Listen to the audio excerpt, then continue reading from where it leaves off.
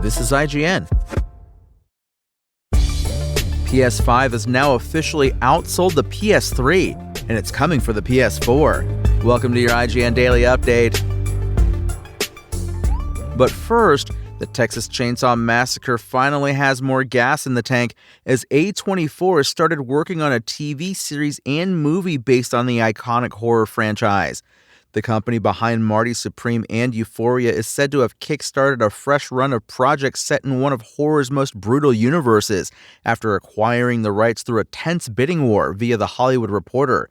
Expect to see the TV series take form first, though plot details, release dates, and casting information for both projects remain under wraps for now.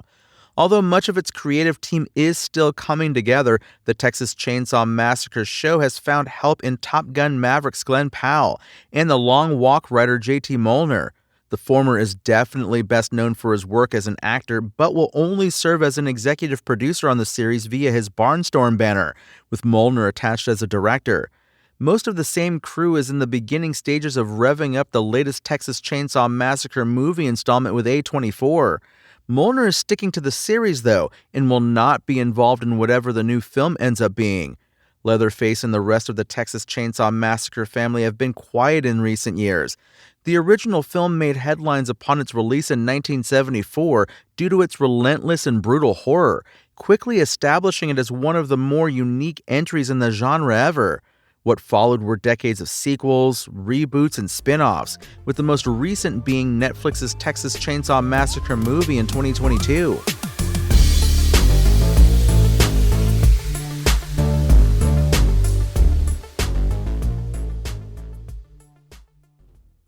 PlayStation 5 sales declined year-on-year during the crucial holiday quarter, but it's pretty much neck and neck with the PlayStation 4 at the same point during its life cycle, and it even outsold the Nintendo Switch 2 during the last 3 months of 2025.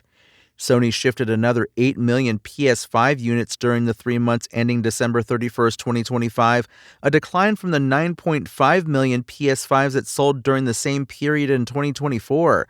But there are a number of factors at play here.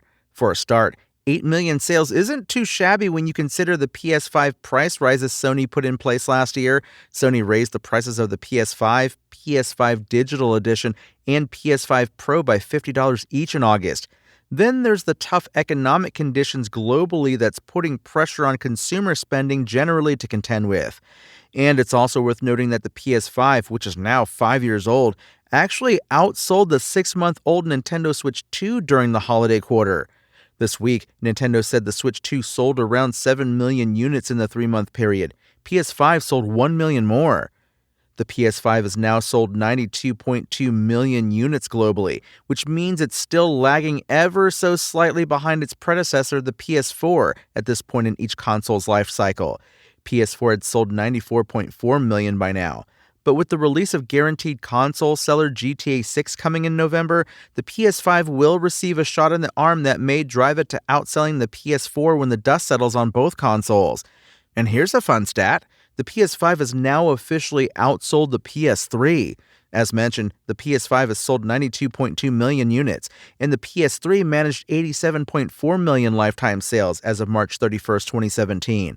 And while the PS5 has some way to go before matching the PS4's 117 million lifetime sales, with the help of GTA 6, it could eventually beat it. Speaking during a webcast reviewed and transcribed by IGN following its financial results, Sony pointed to increased monetization of its growing PS5 install base, as well as growing software sales as more than making up for the decline in console sales. It pointed to the release of Sucker Punch's PS5 exclusive Ghost of Yotei, which made a significant contribution to the quarter, as well as ongoing revenue from Helldivers 2 and MLB The Show. Fiscal year 25 Q3 sales decreased 4% year-on-year, primarily due to lower hardware unit sales, Lin Tao, Sony's chief financial officer, said. Operating income increased 19% year-on-year, primarily due to the positive impact of foreign exchange rates and the impact of increased sales in network services and first-party software, setting a record for the third quarter in this segment. He continued, "We upwardly revised our fiscal year 25 sales forecast 4% from the previous forecast to 4.63 billion yen, and our operating income forecast 2% to 510 billion yen.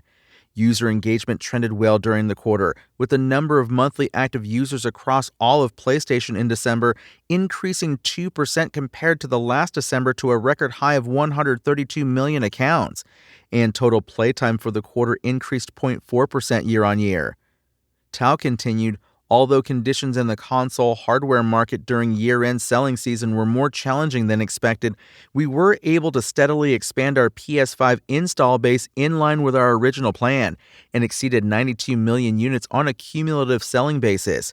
While PS5 hardware unit sales have decreased moderately in the latter half of the console cycle, software revenue from the PlayStation Store reached a record high during the quarter, primarily driven by the contribution of major third-party franchise titles and new hit releases. PlayStation Plus significantly contributed to the results of the quarter as the shift to higher tiers of the service continued." Sony even waved away concern about potential further PS5 price rises as a result of the rising cost of memory fueled by the AI boom, insisting it's already in a position to secure the minimum quantity necessary to manage the year-end selling season of its next fiscal year. That's your IGN Daily Update. My name is Tony Jackson, and if you want more news on your favorite games and entertainment topics, make sure to visit us at IGN.com. You can also download our free app on your phone or console and subscribe to our weekly podcast through the podcast service of your choice.